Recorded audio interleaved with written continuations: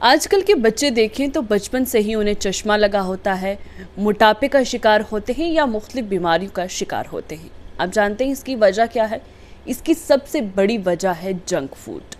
जो बाहर से बच्चा खाना खाते हैं। और इसमें अगर हम देखें तो सबसे बड़ा अगर किरदार रहता है वो एडवर्टीज़मेंट का रहता है। इनको हम एडवर्टीज़मेंट भी नहीं कहेंगे, इसको कहेंगे मिसलीडिंग एडवर्टीज़मेंट, जिसको देखकर बच्चे मुख्तलिफ जगहों साइट्स पर देखेंगे या ऑनलाइन साइट पर देखेंगे या टीवी पर देखते हैं, जहाँ पर उनके चैनल्स आते हैं जो बच्चे देखते हैं। उनको देखकर, वो जंक फूड को देखकर इनमें क्यूरियोसिटी जो है वो बढ़ती है और ये प्रेफरेंस जो है जंक फूड को देना शुरू कर देते हैं और हेल्दी चीज़ों से ये दूर होना शुरू कर देते हैं। आप अक्सर अपने घरों में भी देखते होंगे कि छोटे बच्चे जो हैं वो अब जिस तरीके से पहले बच्चे जो हैं वो खाने पीने में हेल्दी खाना पीना जो है वो प्रेफर करते थे, लेकिन आजकल के बच्चों को लंच बॉक्स में भी या तो सैंडविच चाहिए होता है या मैगी चाहिए होती है। तो इन चीज़ों की जो लत है वो एडवर्टीज़मेंट की वजह से जो है वो लगी हुई है। और मैं आपको यहाँ ये बताना चाहूँगी कि हमारे भारत में अगर ख़ास तौर पर हम बात करते हैं तो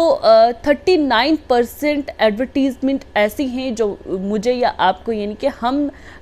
उम्र जो हम लोग हैं, हमें टारगेट करती है। और वहीं पर 61% हम देखें तो ऐसी एडवर्टीज़मेंट हैं खाने पीने की या जो पैक्ड फूड होता है या बेवरेजेस की, वो बच्चों को टारगेट करती हैं, जिससे बच्चों की जो वो फेथ है वो अनहेल्दी खाने की तरफ ज़्यादा होता है और हेल्दी खाने से वो जो दूर रहते हैं। और मैं आपको बताऊंगी कि किस तरीके से ये मिसलीडिंग एडवर्टीज़मेंट जो हैं ये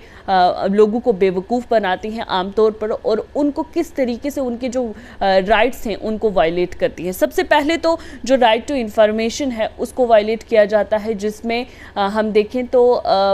वेट लॉस जैसी जो हैं वो कैप्सूल्स जो हैं वो लोगों को दिखाए जाते हैं, क्योंकि आमतौर पर जंक फूड जो खाते हैं आज के वक्त में हम देखें तो कोई भी चीज़ जो है वो प्योर नहीं है, हर चीज़ में मिलावट है। तो ऐसे में लोगों की जो लाइफस्टाइल है वो ख़राब हो गया है और अनहेल्दी लाइफस्टाइल है उनका, और उसकी वजह से उनका मोटापे में जो है वो मोटापा काफ़ी ज़्यादा आ जाता है। तो ऐसे में बहुत सारी कंपनीज़ जो हैं वो ऐसे कैप्सूल्स जो हैं वो लॉन्च करती हैं, मार्केट में लाती हैं, जिन्हें बताया जाता है कि ये वेट लॉस करने में काफ़ी आरामदेह हैं। वहीं पर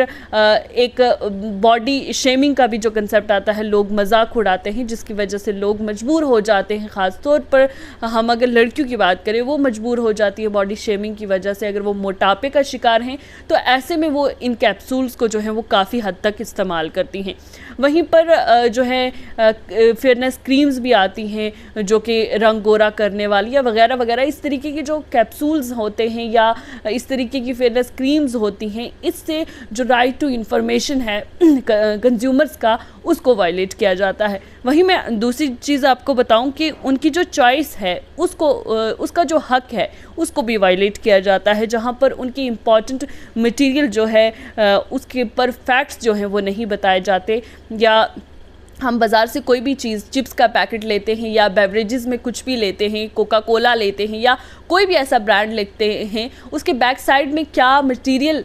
लिखा गया है, न्यूट्रिएंट्स क्या उसमें पड़े हुए हैं, उस पर हमारा जो है ध्यान नहीं जाता है। और ऐसे में हम अगर कभी देखते हैं तो एक्सपायरी डेट देखते हैं या फिर मैन्युफैक्चरिंग डेट देख के हम जो है वो बेवरेज ख़रीद लेते हैं या वो प्रोडक्ट जो है हम ख़रीद रहे हैं। और राइट टू सेफ्टी जो एक बड़ा और इम्पॉर्टेंट जो है राइट कंज्यूमर्स का वायलेट होता है, जिसमें ये दावा किया जाता है बिना किसी साइंटिफिक एविडेंस के, ये दावा किया जाता है कि आपकी बीमारियां ठीक होंगी, आपकी बीमारी जो है आपको नहीं लगेगी, चाहे डायबिटीज़ हो, चाहे कोई भी हो, किसी भी किस्म की जो है बीमारी हो, वो जो है आपकी इस दवा से या इस तरीके के प्रोडक्ट से जो है वो दूर हो जाएगी। तो इस तरीके की चीज़ें जो इस तरीके से जो है एडवर्टीज़मेंट करके लोगों को बेवकूफ़ बनाने की एक कोशिश की जाती है और मिसलीड किया जाता है। वहीं पर मैं आपको बताऊं तो कुछ ऐसी बड़ी बॉडीज़ हैं जो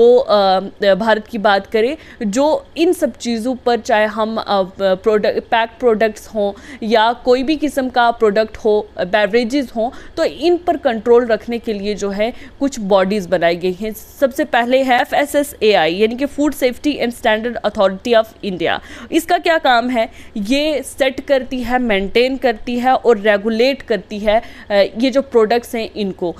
इन पर इसका जो है वो ध्यान रहता है। वहीं ASCI है जिसमें advertising standard council of India, जिसमें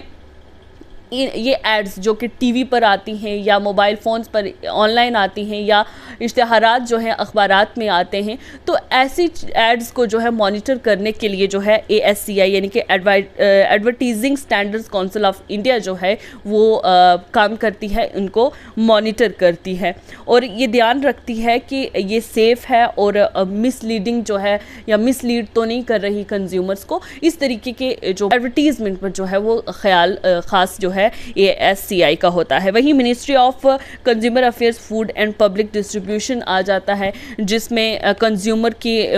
जो प्रोटेक्शन उसके लॉज को प्रोटेक्ट करती है या रेगुलेशंस जो होती हैं पैकेज फूड के ज़रिए, उस पर जो है वो ध्यान दिया जाता है, उसके लिए ये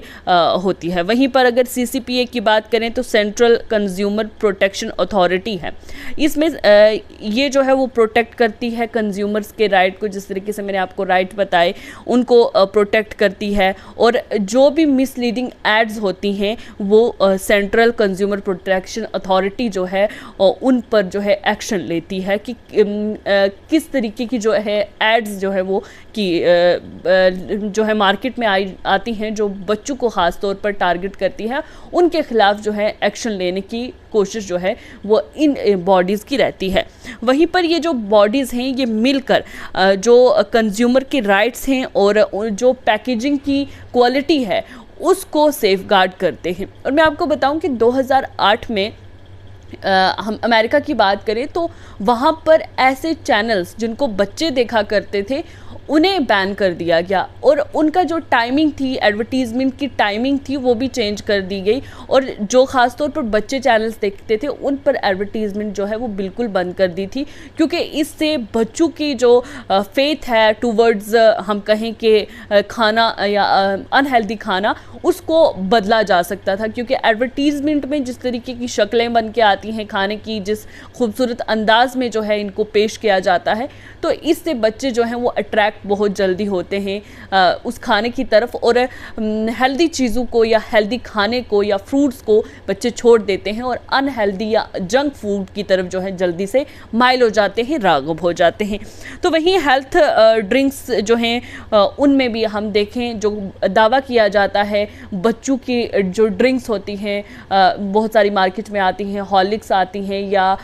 इस किस्म की बच्चों की जो ड्रिंक्स आती हैं जिनका दावा किया जाता है कि शुगर फ्री हैं या बहुत कम क्वांटिटी में जो है वो शुगर डाला होता है। तो ऐसे में जो है ये जो हम जब हम न्यूट्रिएंट्स देखते हैं उन बेवरेजेस पर, उन ड्रिंक्स पर, तो उसके बिल्कुल बरअक्स होती है और इस पे देखा नहीं जाता, समझा नहीं जाता। वो शुगर जो है अपनी क्वांटिटी के हिसाब से डाली जाती है जो बच्चों के लिए ख़तरनाक होती है और बच्चों की सेहत के लिए भी ख़तरनाक होती है। जिस तरीके से नेस्ले की अगर बात करें तो नेस्ले पर बहुत सारे इल्ज़ामात थे जिसके तहत उसको कई बार जो है शर्मिंदगी भी महसूस करनी पड़ी और उस पर सवालात भी उठते रहे। 2015 में जब मैगी का आपको इंसिडेंट याद होगा जिसमें मैग्नीशियम या हम कहें कि लेड जो है वो पाया गया, जो कि एक पॉइजनस माना जाता है ख़ास तौर पर बच्चों के लिए, क्योंकि अक्सर मैगी जो है वो बच्चे इस्तेमाल करते हैं। तो ऐसे में इन चीज़ों पर कदगन लगाने के लिए जो है बॉडीज़ जो है अपने हिसाब से काम तो करती हैं, लेकिन वहीं पर अगर हम देखें तो ज़मीनी सतह पर जब हम आते हैं तो तब इनको वायलेट किया जाता है, कंज्यूमर्स के साथ धोखाधड़ी जो है वो भी की जाती है और इस पर कोई स्ट्रिक्ट मॉनिटरिंग नहीं होती है कि प्रोडक्ट्स किस तरीके से आते हैं या उसमें किस तरीके की क्वांटिटी के हिसाब से जो है न्यूट्रिएंट्स डाले होते हैं। तो इन पर हाई शुगर जो है वो इन जो हम कहें कि प्रोडक्ट्स में होती है, बेवरेजेस हों उसमें, और अच्छी जो लेबलिंग है वो नहीं होती। सिर्फ हम ब्रांड देख के जो है चीज़ ख़रीद लेते हैं और हम ये चीज़ का अंदाज़ा या इस चीज़ को एक बार भी पढ़ना मुनासिब नहीं समझते कि ये जो लेबलिंग हुई हुई है या न्यूट्रिएंट्स जो इन्होंने या इंग्रेडिएंट्स जो इन्होंने इसमें ऐड किए हुए हैं, मेंशन किए हुए हैं, वो किस हद तक उनकी क्वांटिटी है और किस हद तक जो है वो हमारी सेहत के लिए ख़तरनाक साबित हो सकते हैं, इस चीज़ पर जो है वो कभी भी ध्यान नहीं दिया जाता। वही मैं आपको बताऊं कि 2022 में FSSAI ने ये एक जो है लॉ की सूरत में जो है एक सामने लाया था कि जिसमें कहा गया था वो प्रोडक्ट्स जिनमें हाई शुगर हो या ज़्यादा सॉल्ट हो वो स्कूल्स के 50 मीटर के दायरे पर जो है वो चीज़ें जो है वो ना ही फ़रोख्त की जाएं, ना ही जो है ख़रीदी जाएं, जिससे बच्चों की सेहत पर जो है जिससे ज़्यादा असर पड़ता है। लेकिन ऐसी चीज़ें अपनाई जाती हैं, लेकिन ज़मीनी सतह पर जिस तरीके से ये बॉडीज़ काम कर रही हैं, मिलकर कंज्यूमर्स के राइट्स को सेफगार्ड करने की कोशिश कर रही हैं और क्वांटिटी का जो है प्रोडक्ट्स पर ध्यान देने की जो है वो कोशिश की जाती है, तो ऐसे में ज़मीनी सतह पर इस तरीके के हालात जो हैं नहीं मिलते। ये सब चीज़ें जो हैं वो बरक्स जो हैं इससे दिखाई देती हैं और इस तरीके से बच्चों पर जो है इन एडवर्टीज़मेंट का बहुत असर होता है और नौजवान जो हैं वो भी देखकर इन एडवर्टीज़मेंट को देखकर उनका मन ललचाता है या